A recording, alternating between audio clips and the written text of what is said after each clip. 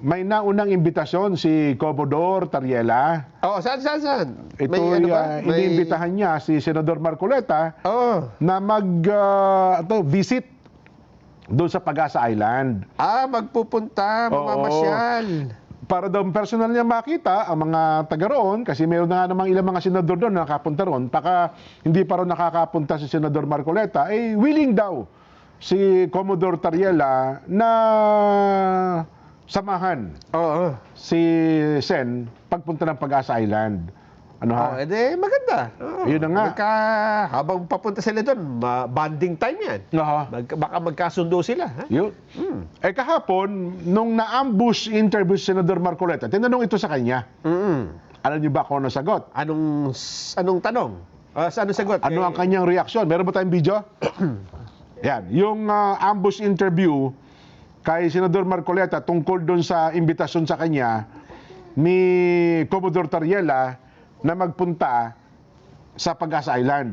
Oo. Iba yata naka-ambush eh. Ganon? Oo. Paano ibang naka-ambush? Kaya wala tayong video. Ganon pa man, sabi ni Senador Marcoleta, tapusin muna natin ang sigalot. Okay. May sigalot na baka ma-misinterpret na naman. Argumento. Yung pagkatalo-talo tungkol dun sa West Philippine Sea. Okay. Pinakamabuti niya ay magdebate tayo. 'Di ba? Para matapos yung anumang sigalot o anumang pagkatalo, isama ninyo si Justice Carpio at saka yung expert daw ng UP si Batumbakal. Si Ginoong J. Batumbakal. Si Ani. Hindi, nasa disco yun eh. Hindi ba yung taga-Prisco? Hindi. Ani Batumbakal, iba yun. Ito naman maritime... Yung laging ubos ang sweldo? Hindi, iba yun. Iba to. Si Ani Batumbakal yun. Ito naman si yun? Sir J. Okay. Si Professor J. Batumbakal. Okay. At saka itong si Commodore Jayden Tariela. Yon. Ano sabi? Ngayon... So, debate daw, debate. Ha? Ito. Sabi ko siya, habol yan eh. Sige. Pare ko. Sige nga, para lang ma-appreciate natin. Ano ba nangyari sa ambush interview? Sige nga. Bago yun, pakisabi niyo kay Commodore Tariela, kasama si Justice Carpio. And sino ba yung professor sa UP? Si Batumbakal. Para sa isang friendly debate. Bago pa yung pagpunta doon. Para sa ganun maayos natin. Para sa kapakanan ng ating Ayun. Sa kapakanan ng ating mga kabayan, maayos natin ang anumang hindi sigalo. Ito naman din, siguro ang iniisip kasi ng iba, basta debate ay ano panig mo, ano panig ko. Siguro sa tingin ko kang gusto lang ni Senador ay ano ba yung hindi natin pinagkakaunawa? Yun nga, ano ba pinagtatalunan natin? Bakit ba tayo nagtatalo-talo? Para ma-clarify. Kasi baka naman wala kayong pinagtatalunan eh. Baka pala iisa lang pala kayo. Baka kasi nagkakaroon lang, katulad yan. Nagtatalo-talo kayo na huwag ipamigay ang Pag-asa Island. Hindi naman yung kay IG, hindi naman ipinamimigay. Hindi ba ibig sabihin, there's no point of argument? Yes. Dahil hindi naman gusto mong i-debate ang isang statement na wala namang nagsabi. na misinterpret lang pala. Hindi ba? Anong sagot ni Commodore? Si Commodore, aywan ko, ang sabi sa kanya, wala tayong dapat na pagtalunan. Hindi dapat pinagtatalunan Hindi pinagtatalunan niya. Kasi isa naman ang stand talaga natin eh. Sa kabilang banda, tama din naman yun. Hindi ko lang alam yung si Prof. J, kung meron din. Yan. Yan. Ano sabi? Sabi po ni Commodore J. Tariela. Nakangiti Saya ganda ng, sir, I would be happy to, kaya pala masaya. I would be happy to arrange a light-hearted discussion on less consequential matters. Perhaps, food preferences, current fashion trends, pasyonista din pala si sir and other social topics. But our nation's territorial integrity and legal entitlements in the West Philippine Sea are not subject for public debate. Tama, ito nga na nangyayari ngayon. So, nagkakaroon ng public debate eh. Yes. Pero ang hamon yata, hindi naman public debate. Para sa kanila, 3+1 eh. 3 and 1 pala. So, sa madaling salita, sabi po ng Commodore J, Hindi kailangan ng hindi debate. kailangan ng debate. Just sa issue ng West Philippine Sea. Oo. Aywan ko lang, meron na ba kayo nakita? Ikaw ba, may nakita ka bang official statement ni Professor J? Matubakal? Wala pa. Ang meron ay si retired Justice Antonio Carpio. Yan, ito ngayon ang punto natin. Oo. Ito na, Ano sabi? Nelson. Yan. Tinatanggap ko ang hamon. Yan ang sinasabi ko. Malayo pang Chris. Hamon yan, hamon. Tinatanggap ko ang hamon. Nagbigayan ng hamon, ba't wala tayo? Galing kay Chris. Sino Chris? Si Chris, kung sino man yun, ng mga... Narvaez. Malayo pa si Chris Narvaez may hamon na. Meron na. Ayan o. I am accepting it. Ayun naman pala. Ano ba yung tinatanggap? Baka hamon nga yan. We will debate on the two issues he raised. Debate. Ano daw yung issue? That the West Philippine Sea is not in our law.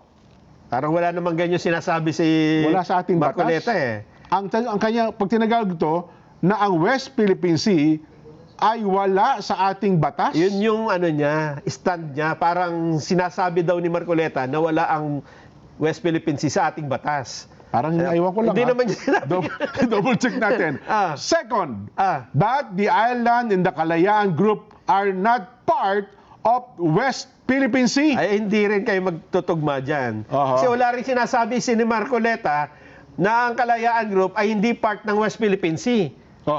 Kasi part nga siya dun sa mga batas na ginawa Ang problema, ang pinoproblema dito, papaano nga idodrawing? Paano mo nga isasama? Paano? Tsaka nasa malayo siya Oo. Ano ba meron na bang tamang sukat talaga mula doon sa Lagpas ng baseline ng Palawan? Meron. Parang ewan ko, may nakita akong 400 nautical miles. Meron naman nagsasabi, 277 nautical miles. Hindi, mas malamang yung 300 plus, 350. Yung 400 plus, mga ganon. Kasi ang atin lang pong easy, 200 nautical miles. Yes. Kahit pa 200, tanggapin natin pansamantala, 277. Di mas malayo siya ng 77 nautical miles? Hindi nga aabot.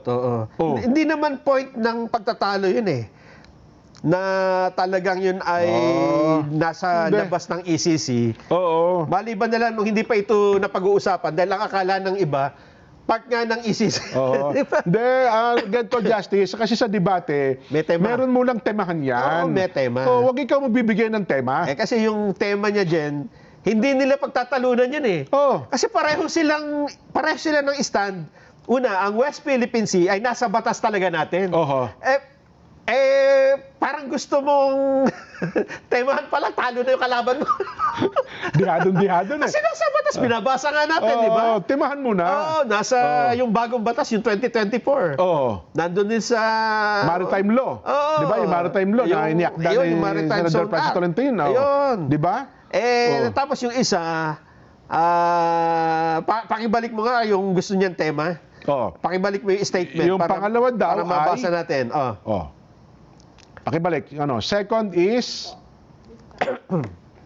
Maganda yung binibigay yung tema Pero hindi kasi ang temahan, pinag-uusapan yan ayan Di ba? I'm accepting. We will debate on the two issue he raised. Ibig sabihin, si Marcoleta ang nagsasabi nito. Tinutukoy niya yung Senador Marcoleta. Una, sinabi daw ni Marcoleta, the West Philippine Sea is not in our law. Wala pong sinasabing... Aywan ko lang Siguro confirm natin sa kanya, baka sabihin nga na Sabagay, wala si Senador Marcoleta dito. Pero paano niya sasabihin yan dyan? Nasa batas nga natin Yung yung... nasa bag ko yun. Ano yung pangalawa? Pangalawa, ang sabi niya, that the island in the Kalayaan Group are not part of WPS. Na ang isla daw po dyan sa Kalayaan Group ay hindi bahagi ng West Philippine Sea. Dapat dyan, ang sinasabi niya, is not part of our EEZ. EEZ. Yun. Pag pumayag ka dyan, yari ka. Tindigan, temahan mo na. Temahan. Pero yung sabihin mo na sinabi daw na wala sa batas ang West Philippine Sea, Sa batas ng Pilipinas, gumawa na nga ng batas eh. Oho. Paano kayo magtatalo dyan sa may bagay na kitang-kita naman, di ba? Tama. Ayan, Yun. no, Republic Act number 12064. Ha? Philippine Maritime Zone Act. Oh. Ayan, no? Andyan yun eh. Yung bagong batas, di ba? Philippine Maritime Zone Act. Oo. West Philippine Sea includes the Luzon Sea, Oh. the waters directly west of the island of Luzon, Oh. the Kalayaan Island Group, Mm. the waters surrounding the features established by PD 1596, Oh. Baho de Masinloc, Mm. the waters and territorial sea surrounding this specific feature. Oho. O paano sasabihin ni Senador Marcoleta na wala sa batas ang West Philippine Sea? Oh, you're putting words into... Ang sinasabi niya, wala sa exclusive economic Sa zone EEZ, ang oh. Kalayaan Island Group. Oo. Pero papayag ka ba na yun ang tema? Hindi Sa ba? kabilang banda, hindi naman ako papayag dun. Hindi kasi noon Kasi yata, labas na nga siya. noon yata yun ang stand ni Carpio eh. Ganun O ba? ang akala niya nasa loob ng ECC ang KIG. Kaya nga, pati nga ang mga sundalo natin eh. Di ba nung tinatanong nga si Commodore, si Captain Pilar, Oo. bagay hindi siya sumagot eh. Hindi siya sumagot kung ang tanong sa kanya, alam mo ba na Nasa ang labas. Kalayaan Island Group ay nasa labas ng exclusive economic zone? Oo. Hindi na, parang hindi siya sumagot tungkol sa bagay na yun. Pero it doesn't mean na hindi natin teritoryo. Oo. Teritoryo natin. Hindi, ang naging sagot niya, hindi, atin po yung kasi Oo. meron ho tayong mamamayan doon. Oo. Pero ang tama, pero ang punto kasi, nasa loob ba siya ng exclusive economic zone? Yun yung tinatanong eh. Oo. No? Oo. Wala po. Kasi lagpas po siya ng 200 Yo. nautical miles Di, alam mo ang naman kinaroroonan niya. Oo, alam pala Di ba? nila. Yun ang... Pero ito, Jen, ha? Oo. Kung talagang seryoso si Justice Carpio sa debate, Oo. mag-usap muna kayo, magkasundo kayo sa tema. Sa anong tema? Kasi hindi po pwede na ikaw ang magbibigay eh. Sinong affirmative, tsaka sinong ano, di ba? Kasi Oo. yung binigay mong tema, hindi hindi naman niya na-stand ni Marcoleta. Oo, Di ba? Parang sinabi mo na, ito stand mo, ha? Huwag kang tututol, ito stand mo. Ba't ikaw nagdidikta ng stand ko? Di ba? Para bang chess dyan. Maglalaban kayo ng chess. Oo. Sicilian defense ka lang, ha? Oo. Huwag kang gagamit ng ibang defense, ha? Oo. Hindi ko ganyan. Dapat mag-usap kayo. Sige, debate tayo, pero ang tawag dyan, pre-debate conference. Yan. Oo. Magkakaroon muna ng pre-debate conference. Pre-debate conference. Oo. Magkakaroon kayo ng ano dyan, pag-uusap. Anong pag-uusapan natin? Mhm. Gano'ng katagal? Anong sistema Yan. ang gagamitin? Ha? Ikaw, at 10 minuto ka magsasalita, Oo. yung party mo. Oo. Ito naman isa, sige, 10 minuto din ako. Oo. Pagkatapos, cross-examination tayo. Yun. Di ba? Meron kasi, ayoko, ilan ba klase ng debate? Kasi minsan Ang alam ko lang debate, isa yan dyan eh. ano, Yung pakipag-debate sa asawa mo. ay, di tayo mananalo doon. Wala tayong manalo doon. Yun ang debate, wag mo papasukan. Pati tatay ko talo. Doon lang natalo si tatay mo, no? Ang Oo. galing sa debate. Pero Lahat ng lumaban ng Oo. debate sa tatay mo, talo. Talo. Nung Pagdating nakatapat yung misis niya, yung nanay mo, Talo. disgrasya. Huwag niyo papasokin yung Wag, debate wag, na yan. wag, Oo. wag. Oo. Maging si Senador Marcoleta. Ayun, hindi niya kaya. Hindi rin siya papasok ng debate kay Kaya nung payapa ang buhay. Ayun. Ayun sinasabi natin. Yes. Payapa. Oo. Huwag kayo makipag-debate sa asawa niyo. Sabi po ni Justice Carpio, Yan. naglahad po ng dalawang agenda para po sa friendly debate. Ayan. Matatandaan pong hinaamon ni Senador Marcoleta si Philippine Coast Guard spokesperson for the West Philippine Sea, Commodore J. Tariela, sa isang friendly. Tandaan niyo po, friendly debate. Hindi po kayo mag-aaway-away. Para ang makinabang pag nagdebate kayo, taong bayan. Di ba? Sa mga debate sa atin, sa presidential debate, vice presidential debate, doon sa American Nelson, kapag ka nagdebate ang Amerika, yung kanilang presidential debate, antindihan na kapag didesisyon nyo kung anong iboboto ng taong bayan, ha? Oo. Ganun sa kanila. Dapat tayo po dito, kaya nagdidebate para sa kapakinabangan ng taong bayan, matuto ang sambayan ng Pilipino. Kasi dyan sa pre-debate conference na yan, baka lumitaw dyan pag nag-uusap-usap kayo. teka, wala naman pala tayo. Pinagtatalunan eh. Hindi ba? Oho. Parang naman pala tayo stand eh. Oho. Ba't tayo nagtatalo-talo? Yun na nga. Ayun ang sinasabi namin. Hindi, pwede siguro, no, yung totoo ba na ikaw ay nagkaroon ng desisyon na naipamigay mo ang malaking bahagi ng Pilipinas? Hindi mo Ganun. nang papayag. Ganun ba? Malinaw na malinaw ata yan eh. Sinabi pa po naman ni Commodore Tariela na ang kalagayan tungkol sa West Philippines ay hindi daw po isang usapin para sa debate. Ngunit isang naaayos na batas, pambansang interes ng makabayang tungkulin. Yon. Nagbabala din po si Commodore Tariela kay Senador Marcoleta na ang pagtatanong sa mga claim ng Pilipinas sa West Philippine Sea ay maaari daw po makasira ng kanyang tungkulin sa konstitusyon. At dito naman, pumayag po si Senate President Pro Tempore Ping Lacson na tanggalin daw po sa Senate record na sinabi ni Marcoleta na manoy nagmumungkahi na mas madaling bitiwan ang KIG sa gitna ng mga tensyon sa China. Natuloy ba yon? Yung pinapa-strike out, yung punto na yon? Hindi. Ah, hindi. Oo. Yan. Ha? Alam mo, Jen, ako magsasuggest ng tema eh, ng pwede lang issue pag-usapan eh. Ah, ganun. Maganda pagdedebatihan? Dito, ito kasi ang...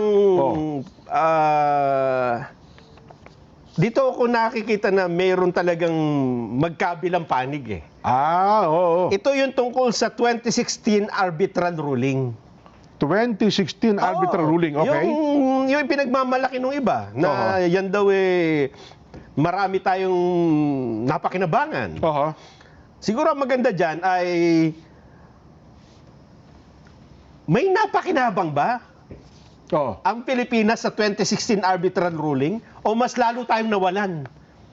Oo nga, no? Hindi ba? Oo. Kasi sabi nila, dahil sa arbitral ruling, ganito. Yun ang pinakikipaglaban nga nila sa kabila, no? Pero kung titingnan mo, Jen, Oo. balikan mo lang yung history, tanggalin mo yung 2016 arbitral ruling, mas marami tayong teritoryo nung wala ang arbitral ruling. Eh mukhang sa halip, tsaka ang desisyon ng arbitral ruling ata, ayun, huwag natin sabihin, baka baka Mapiprem.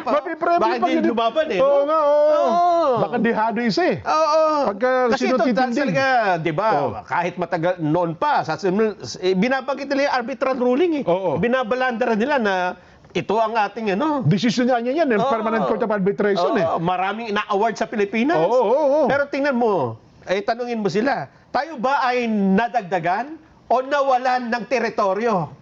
Mukhang nabawasan tayo ng teritoryo dyan. Nakinabang ba tayo dyan? Yun nga. Oo. Ang laki unang natanggal sa atin. Oo. Ayaw lang nilang aminin kasi ang akala nila Isa ata siya nagdepensa niyan, di ba? Si Justice. Kaya ito nga yata yung sinasabi niya na dahil sa sayo nawalan tayo ng mga teritoryo. Oo. Hindi ba? Yun na nga. Oo. Sino ngayon ang makapilipino?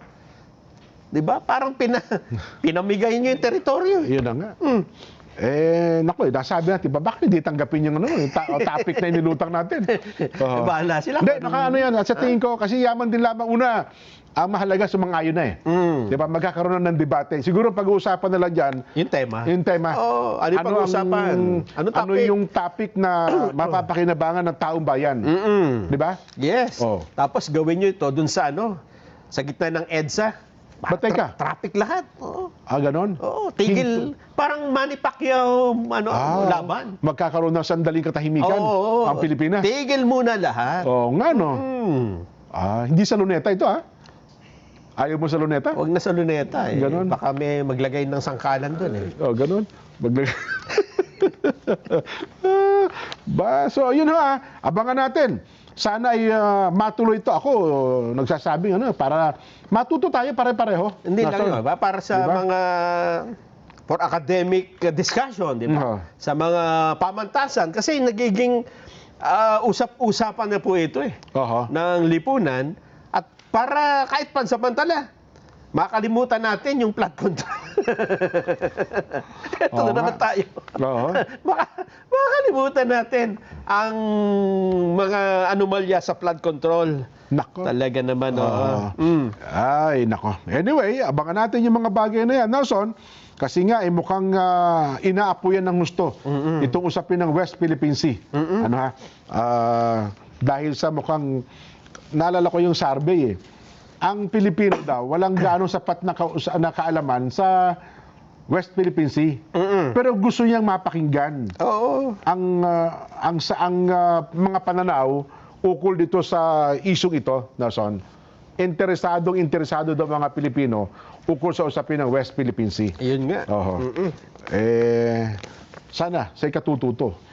Ang malungkot lang ngayon kasi meron nag-uudyok para mag-aaway-away tayo eh. Nako. Di ba? Hindi dapat. Sa social media, ganun ang parang ganun ang ano nila eh. Meron talagang nagpo-provoke niyan. Oho. Kasi iba yung kanilang layunin. Pero tayo mga Pilipino, hindi ho, nag-uusap-usap tayo dito para maging malinaw. Sa kahuli-hulihan talagang Pilipino pa rin tayo eh. No? Yes. Oo. Oo, hindi tayo dapat mag-away-away. Oho.